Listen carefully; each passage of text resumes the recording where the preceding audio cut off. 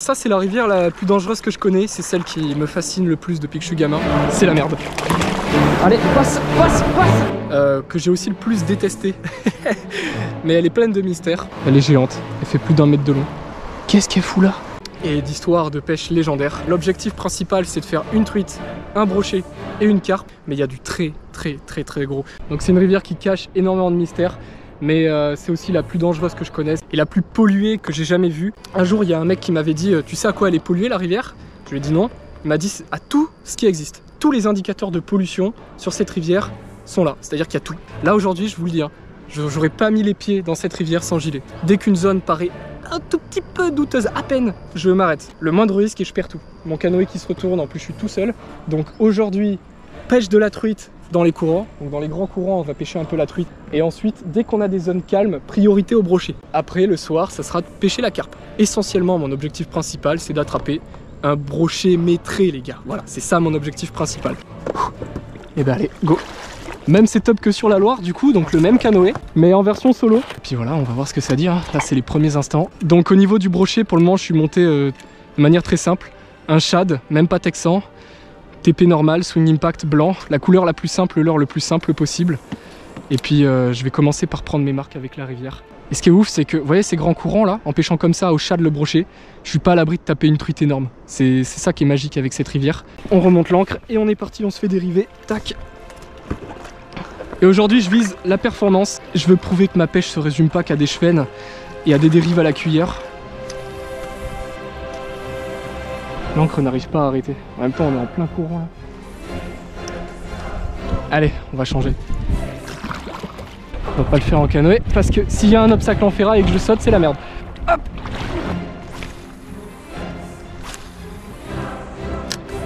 Donc j'ai descendu tout ça, j'ai pêché à peu près 20 minutes. J'ai fait une petite 50aine de lancers. Mais ouais, l'objectif principal, ça reste le brochet. Le brochet! L'eau elle a une légère odeur de savon. Ah qu'est-ce que c'est bonheur, oh là là.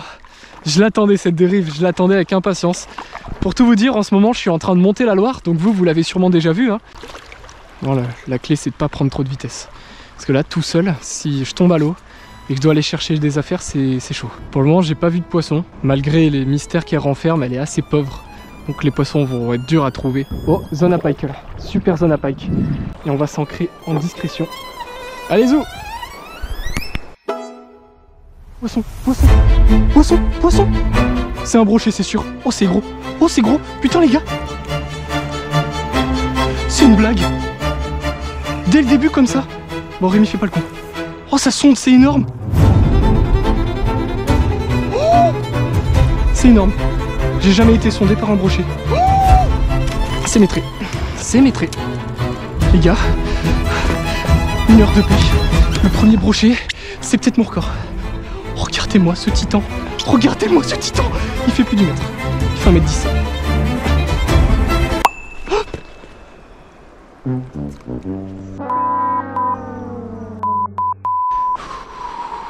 Bon je vais rien dire, j'ai pas de chance parce que j'avais vraiment l'épuisette en main, c'était énorme. Vous l'avez vu hein, le brochet il était large comme ça. J'ai senti une première tape, j'ai cru que c'était un herbier, mais vu que c'est resté accroché dans le doute, j'ai ferré. Et c'était énorme. TP trop petite peut-être, ou juste pas de chance, je sais pas, mais... Bon, on reste focus. Tant pis, il remordra pas. En tout cas, je me suis pas trompé sur mon analyse, sur la manière de pêcher, tout ça. On va continuer. Hop, je me suis ancré, on va pêcher ça tranquillement. Si l'eau calme, c'est toujours porteur de brochet, eh ben, ça va être top. On va prendre le temps de s'ancrer et de bien pêcher, comme si c'était des petites zones de lac. Oh là, j'en reviens pas de ce que j'ai déclenché là. Selon moi, il y en a forcément 2.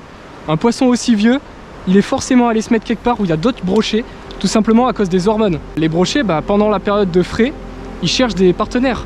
Donc ils vont aller s'ancrer près des frayères. Et un poisson aussi vieux, il est forcément pas loin d'une frayère. Oh là là, qu'est-ce que j'aime cette pêche aussi hein. Allez, on va croiser les doigts. Normalement c'est 3 fois rien, mais je m'attends au pire en permanence. Oh, c'est passé crème, impec. En avant toute. Ah bonheur les gars, je suis au paradis.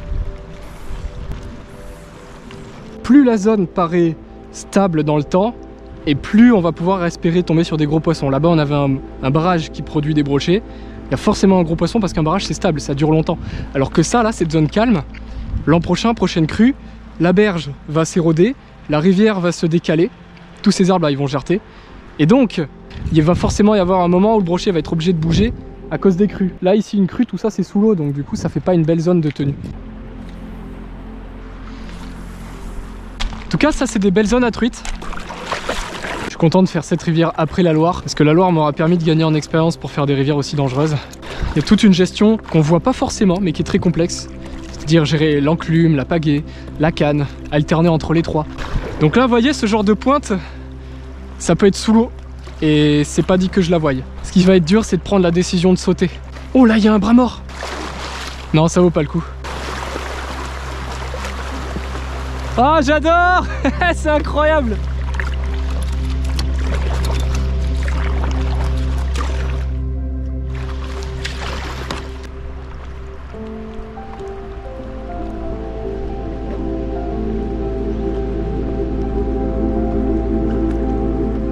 Regardez-moi ce paysage de dingue.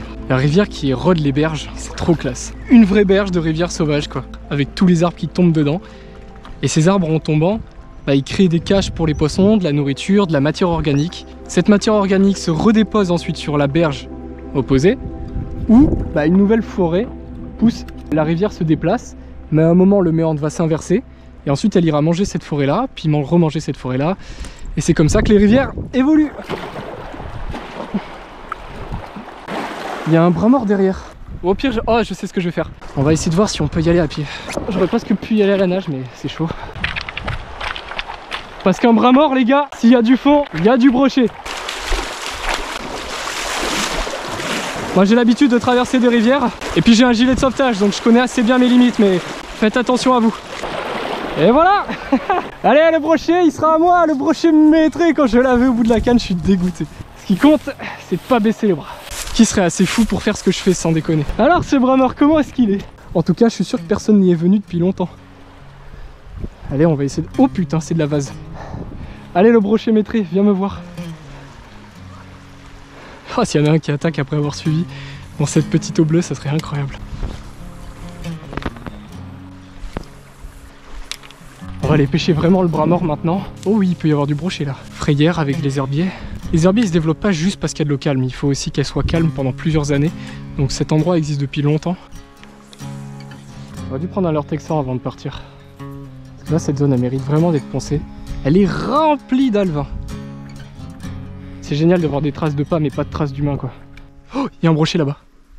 Ou une très grosse truite.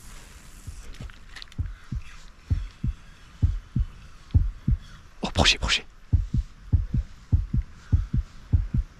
C'est une grosse truite. C'est une grosse truite de 60. Oh c'est une énorme truite fario de 60.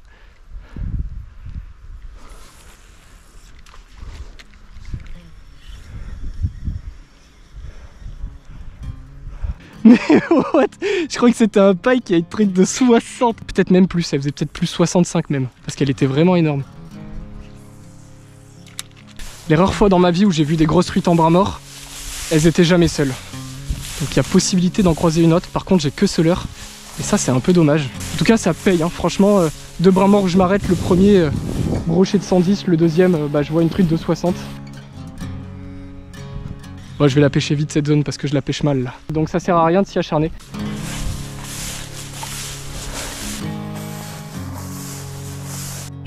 Et ça valait le coup de venir. Et puis on va essayer de trouver encore ces petites zones calmes là. À chaque fois on va peut-être trouver quelque chose de différent. Une truite, peut-être une zone à carpe pour dormir la nuit. Et donc ça vaut vraiment le coup, c'est génial. Et allez, on retraverse la rivière.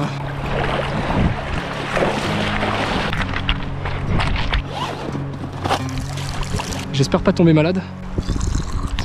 Et ça fait du bien. En route vers les prochaines merveilles.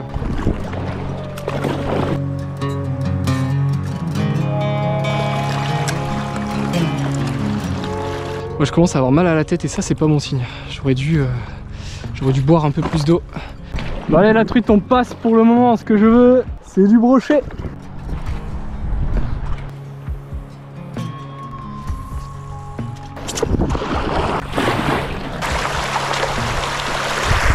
Oh putain mon chapeau. Allez reviens là toi. Je sais même pas comment je l'ai perdu mais bon. Et bah c'est le chaos, je déteste voir des berges comme ça là.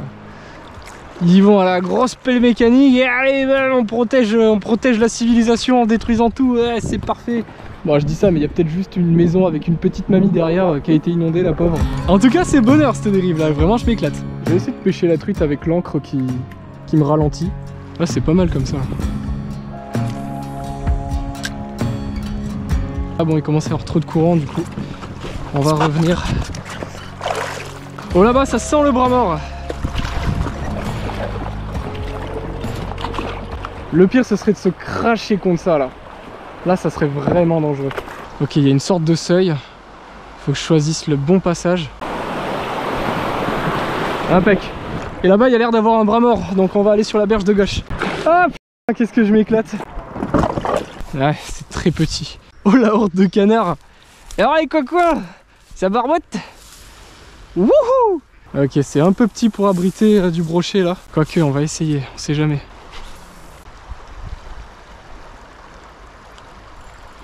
Ah ah. Yes c'était juste une algue. J'ai quand même envoyé un ferrage parce que ça m'a fait comme le premier. Bon après ça aurait clairement pu être une zone à brocher mais c'est pas encore assez profond. Faut toutes les pêcher puis on verra bien.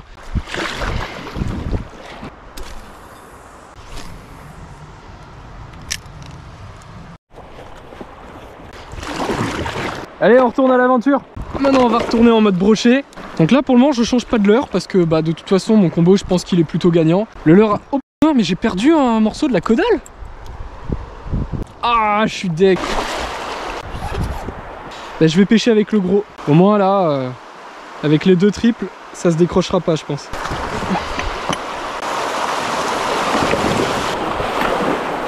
Yes. Bon la truite si j'en fais une ce serait vraiment un exploit mais bon j'essaye quand même. Bon, par contre là-bas il y a une sorte de bras mort on dirait.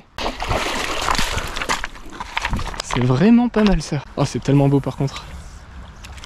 Avec le sable là ça fait des reflets un peu bleus, c'est tellement classe. La zone est idéale. Putain. Oh brochet. Oh incroyable. Oh oui il est beau. Il fait 80 celui-là. Oh yes. Bon les bras morts c'est clairement ça la clé. Wow. Oh le rush. C'est pas l'énorme poutre de tout à l'heure mais c'est un très beau poisson. Il me met un combat de titan. Yes, magnifique. On va le mesurer avec la canne. Le canoë est là-bas. Ah il doit peut-être... Wow. Mais par contre j'espère qu'il est pas trop mal piqué. J'ai pas ma pince. Voilà on va décrocher le leurre. Puis je vais courir le plus vite que je peux pour l'amener à la pince. Réoxygène-toi. On y retourne. On y est. Est-ce que j'ai vraiment mis ma main là dans la bouche d'un brochet? Et voilà. On a un très gros premier brochet les gars qui doit faire à peu près... on va le mesurer avec l'épuisette. Voilà, il fait tout le manche de l'épuisette. C'est bon. Allez, retourne-y, petit bonhomme. Yes. Il faisait 80. Pam. On va prendre la pince. Hop, voilà. Et ensuite, bah, on continue. Hein. Putain, qu'est-ce que c'est bon, ça. Hop. Objectif validé. On a fait un brochet. On a perdu mon chapeau. Et allez, on y retourne. Deuxième passage. Oh non. Cette fois, c'est le tronc d'arbre. Bon allez, on va changer de spot. Après, j'ai quand même bien fait de venir en canoë et pas en paddle parce que en paddle, ça aurait été chaud. Ouais, c'est juste, hein, c'est juste. Waouh, ok, j'ai la vision. Là, ils peuvent carrément y être les poissons. Donc on va y aller du bord comme ça, là, pépère. Et là, c'est pas impossible qu'on aille chercher un brochet de bordure. Ah vraiment c'est génial hein.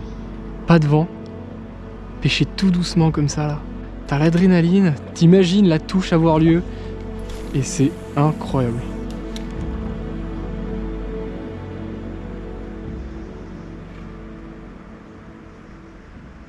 Pas de poisson mais j'ai adoré pêcher cet endroit. Et à ce moment j'ai été obligé de passer un barrage Déjà de base, ça me fait toujours de la peine de voir des barrages sur des anciennes rivières à migrateurs, parce que c'est eux les principaux responsables de la disparition des saumons, des aloses, des lamproies, des anguilles, des truites de mer, etc. de tous les migrateurs, mais il y avait autre chose. Bon les gars, je vais pas vous mentir, j'ai beaucoup de mal à garder mon calme depuis quelques minutes là. Le barrage est en rénovation, il y a du ciment qui est en train de sécher à l'air libre, et donc il y a de l'eau qui s'infiltre en plein milieu, et ça se verra pas trop parce que de ce côté là c'est plus clair, mais c'est de ce côté là-bas, l'eau est beaucoup plus teintée. Il y a beaucoup de ciment en fait qui part dans l'eau je pense. Je sais pas si c'est une très bonne idée de continuer à boire l'eau de la rivière, mais bon bah j'ai pas trop le choix. C'est quand même fou tu vois, parce que tu sais de culpabiliser de faire un portage sur un barrage parce que tu sais pas si t'as le droit ou pas. Alors que c'est le barrage qui devrait juste pas être là quoi. Sur des rivières où il y avait des migrateurs, ça me rend fou de rage. Mais bon, de toute façon aujourd'hui c'est un peu tard pour se plaindre. Autrefois les rivières étaient d'une telle abondance, des dizaines de milliers de saumons, des centaines de milliers d'aloses, des millions d'anguilles qui remontaient chaque année cette rivière. Les gens voyaient ces ressources comme inépuisables. Ils n'imaginaient pas que ça serait si simple de les faire disparaître. Aujourd'hui le saumon n'est qu'une vieille anecdote, et c'est pas en râlant tout seul dans mon coin que je ferai disparaître les barrages. Donc autant profiter de l'instant présent et du peu qui me reste. Allez, est-ce qu'on va le trouver ce spot à carpe? Et là du coup je navigue depuis déjà 1 ou 2 km je pense. Et j'essaie de trouver une zone où il y aurait de l'eau calme. Waouh! Waouh, mais c'est qu'on va vite!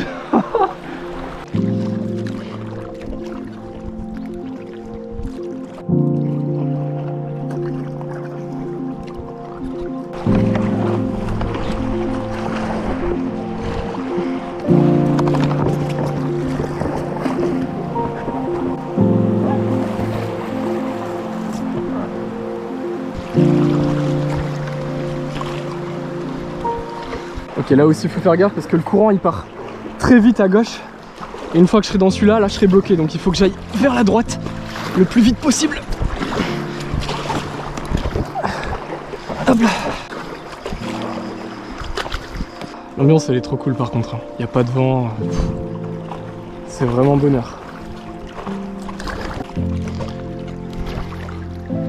Il a l'air d'avoir une sorte de bras mort là. Oh yes, il y a un petit bras mort. Ok, let's go, on s'y met. Le spot à bro. Waouh, c'est trop dense en herbier là. Et ben on va peut-être le pêcher un peu, mais avec un texan. Petit texan là de surface.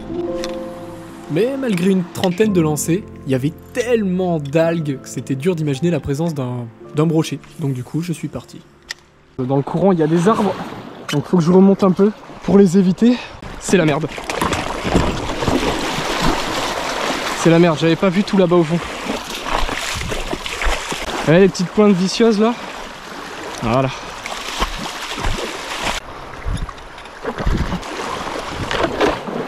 Ouais, il y a un arbre en plein milieu là, c'est chaud. Donc il faut que j'aille le plus vite sur la berge de droite. Eh ben ils vont pas être faciles à trouver les spots à carpe hein. Après peut-être que là ça peut se pêcher la carpe. À droite là. À la limite je pourrais me mettre là. Bon bah écoutez, on va se poser là. Ah ça y est, on est arrivé les gars. Allez, on va se mettre les cannes à carpe, mais je pense que je vais graille. Je vous présente mon petit spot. Alors, ça, c'est la voiture. Ici, c'est la chambre. Voilà, donc la chambre avec les toilettes juste là. Il y a un robinet pour boire ici. Ensuite, la cuisine, on l'a à peu près par là. Mais ça dépend des jours, des fois ça change. Bon bref, on va mettre une canne à carpe qui va pêcher là. Et on va en mettre une juste devant. Voilà, donc on se pose, on met les cannes à carpe et puis c'est parti. Donc pour le matos carpe, j'ai une petite boîte. Donc là on va mettre une canne au maïs. Et ensuite on va mettre une canne avec les bouillettes. Et pas les bouillettes de n'importe qui, c'est les bouillettes de Ladéroule qui m'avait donné dans la Loire. On va amorcer bien partout en amont. Hop, le cassoulet toulousain. Ça c'est ma récompense du jour. Je m'étais dit, je claque le cassoulet toulousain si je fais un brochet. On va s'envoyer un cassoulet toulousain. Je vais me prendre une tape. On est en été, mais je le mange toujours à la limite du bouillant. Qu'est-ce que c'est bon. Bon, quand on est tout seul, c'est moins drôle que quand on est avec les copains parce qu'on fait les cogs. Mais c'est quand même sacrément cool. Puis comparé à mes premières nuits en bivouac, je me sentais pas spécialement en sécurité parce que je dormais en hamac et tout. Là, franchement, c'est bonheur. C'est calme, c'est paisible, il n'y a pas de vent. Maintenant que je suis posé comme un gros lard, j'ai même plus envie de mettre le camp. Ah, tant pis, je vais dormir comme ça. C'est pas confortable. On va mettre le camp. Allez, go.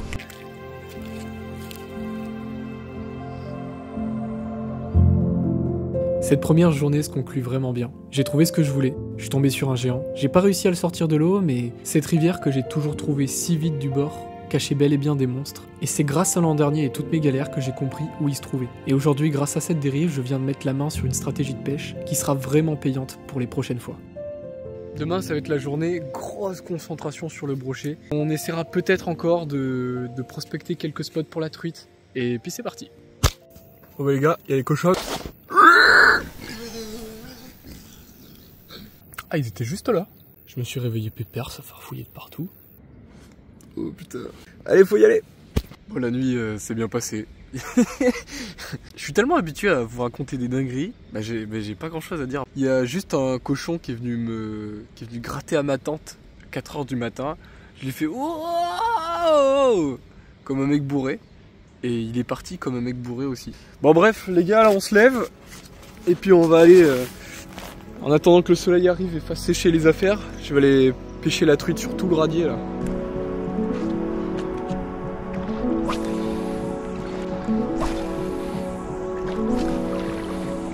Je fais environ un lancer par mètre. Et si ça donne rien, après je vais vraiment beaucoup moins me concentrer sur la truite.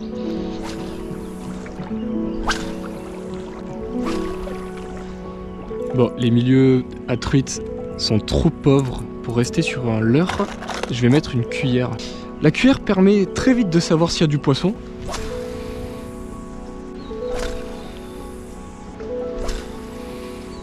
Bon, avec le soleil qui se lève, on va peut-être commencer à ranger.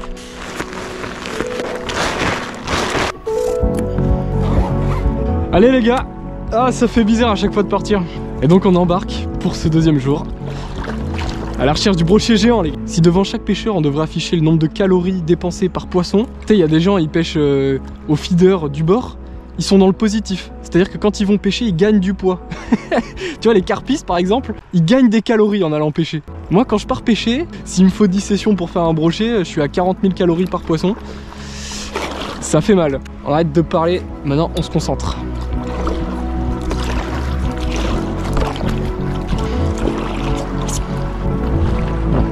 Pas du tout un barbare. D'ailleurs là-bas il y a un rapide, je le sens pas des masses. Ok bon là on va faire gaffe. Vous l'aurez pas votre crash, c'est moi qui vous le dis, vous l'aurez pas. J'espère que vous allez pas l'avoir le crash. Là ça craint, ils mettent n'importe quoi pour empêcher les berges de s'éroder.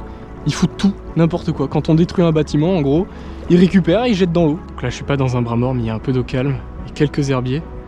Donc il pourrait se tenir un poisson.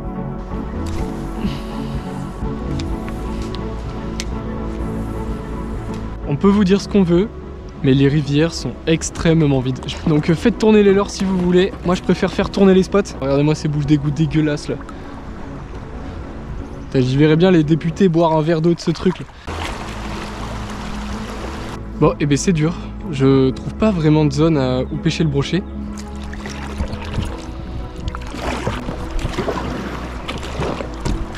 Coucou toi. Bon toi je vais te faire peur, hein, je suis désolé.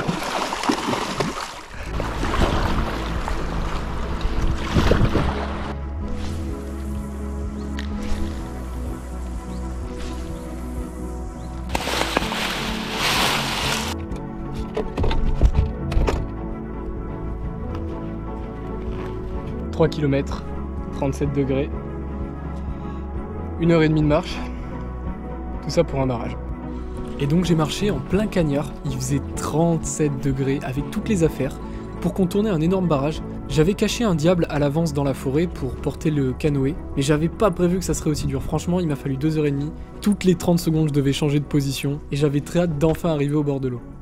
C'est good. Il faut que je fasse passer le canoë et toutes les affaires par là.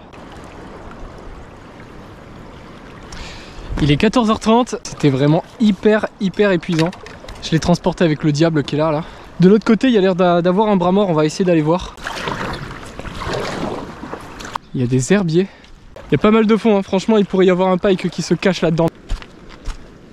Oh, le banc de chevenne, énorme! Il y a forcément un brochet. Ça, c'est un sacré spot.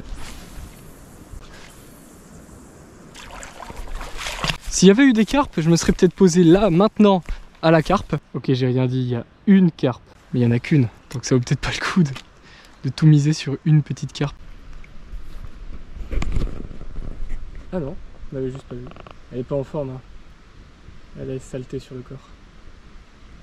Bah alors Titi, Bah que tu fais chier toute seule. Bizarre les poissons de cette rivière, ils sont très bizarres. Bon, j'ai à peu près tout prospecté et ça a rien donné, c'est un peu dommage. Après le soleil il tabasse, hein, donc ça aide pas.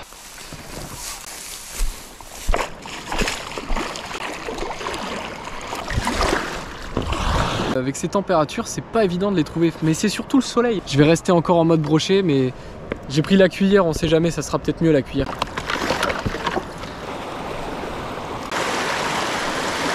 Il n'y a pas âme qui vive, il n'y a rien du tout, c'est un truc de dingue.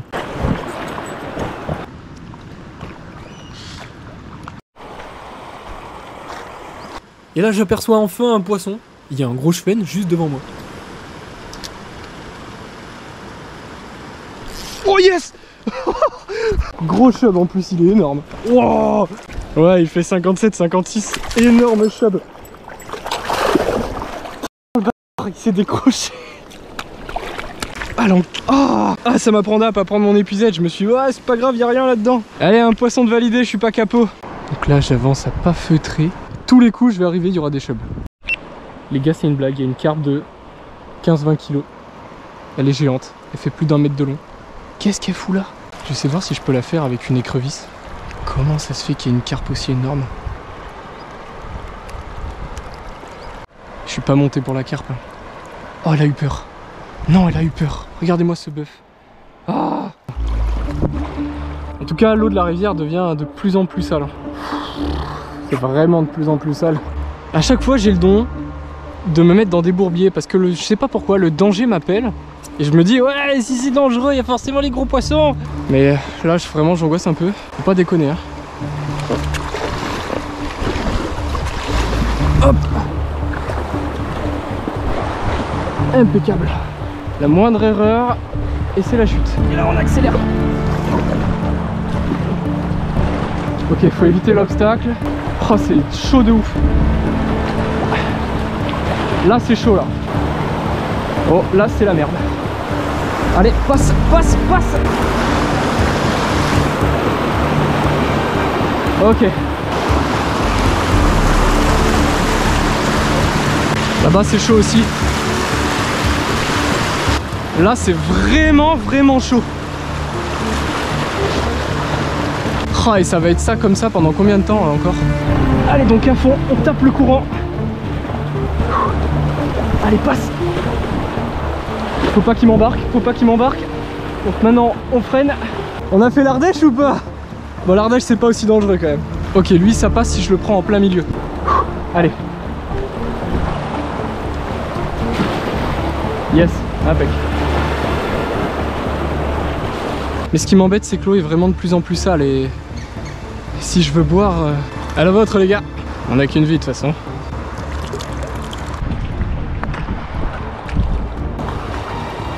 Et bah il n'y en aura pas eu tant que ça de la pêche aujourd'hui. 2 heures de portage, 3 heures de canoë, 1 heure de pêche. Et bah il me paraît loin l'apéro hein. À ce moment-là, je suis tombé sur un petit bras mort. J'ai coupé la caméra au lieu de filmer et donc j'ai pas le moment. Mais en fait le truc qui flotte là-bas, c'est un barbeau mort. Et quand j'ai vu ça, ça m'a tellement écœuré, vous vous rendez pas compte. Le barbeau, c'est un des poissons les plus résistants. Donc si tu retrouves un barbeau mort avec des maladies, tu te dis mais qu'est-ce qui peut survivre dans la rivière? Attends, mais c'est une blague. La berge là-bas, on dirait qu'elle a été entièrement décapée. Je crois les gars, je vais m'arrêter là parce que c'est bon, j'en ai marre. J'ai même plus envie de pêcher quoi. Je savais que l'eau allait être sale. Et je pensais pas avoir une transition aussi violente. Et puis barrage, et puis station d'épuration, et puis station de pompage. Et les seuls putains d'aménagements qu'on lui fait à cette rivière, c'est des berges qu'on détruit pour foutre du gravier et pour empêcher la rivière d'éroder sa berge naturellement. Pourquoi faire ça sans déconner? Là, il y avait une frayère à brocher. Et qu'est-ce qu'ils font cette bande de gros? Ils versent du gravier dedans. Ça me rend fou, ça me donne même plus envie de pêcher. Ça, on sait nous faire chier sur des détails. Allez, je me barre, c'est bon, j'en ai marre. Je veux plus avoir affaire à cette rivière. Je sais plus quoi dire. Puis je vous dis à la prochaine pour de prochaines aventures. Bon, eh bien, je savais très bien à quoi m'attendre. Je suis venu pour des poissons géants. J'ai rencontré un gros brochet. Ça, déjà, c'est cool. Je savais que la rivière était dégradée, mais le fait de le voir, les bouches d'égout, stations d'épuration, les barrages, le ciment à l'air libre, les berges ravagées pour protéger l'intérêt économique de quelques entreprises, et au milieu de tout ça coule une rivière complètement vide, une rivière autrefois mythique, que nos grands-parents, et leurs grands-parents à leur tour, rêvaient d'aller pêcher le soir en rentrant du travail ou le week-end. Mais aujourd'hui, cette rivière est sombre dans l'oubli, en même temps que ces poissons qui disparaissent. Mais vous connaissez l'expression reculer pour mieux sauter? Je vous prépare un truc encore plus lourd. Je suis rentré chez moi parce que je savais qu'il valait mieux miser sur autre chose. Et c'est ce que vous allez voir dans la prochaine vidéo les gars. Une dérive de 3 jours, 7 fois, dans une rivière vraiment incroyable.